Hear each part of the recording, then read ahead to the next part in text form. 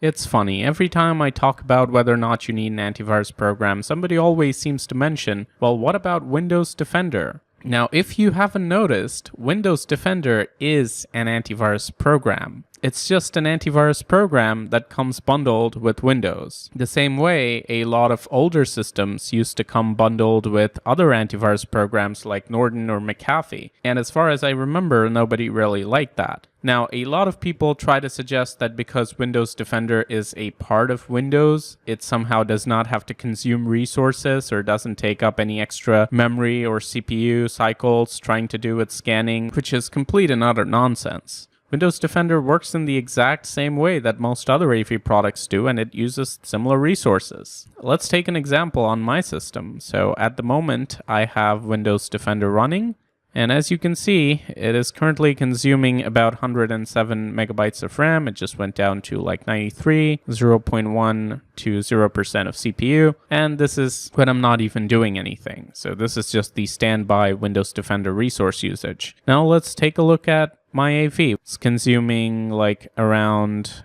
18 megabytes here and 1.5 megabytes here. So that's like 20 megabytes. Sometimes it goes up to 50, 60, but that's usually it. So again, when it comes to resource usage, it's not like Windows Defender doesn't do that. It takes up resources just like any other AV would. So the question of whether or not you should use Windows Defender or another AV of your choice is just as simple as you would have to decide whether or not to just stick with the Norton Internet Security or the McAfee or Intel Security that came with your laptop, or uninstall that and install a better AV program of your choice. It's the same thing. So I don't understand the whole, well, I don't need an AV because I have Windows Defender thing. No, you already use an AV if you have Windows Defender. It's just that you use the AV that came along with Windows, and that's perfectly fine. It takes like, what, 5 minutes to do an installation? Would you really base your decision on the fact that, oh, well, I don't have the 5 minutes to do my research and pick an AV of my choice, I'll just go with whatever came with the system? I mean, that was something that was frowned upon by most, so I don't see how the argument has just flipped in the favor of Windows Defender now.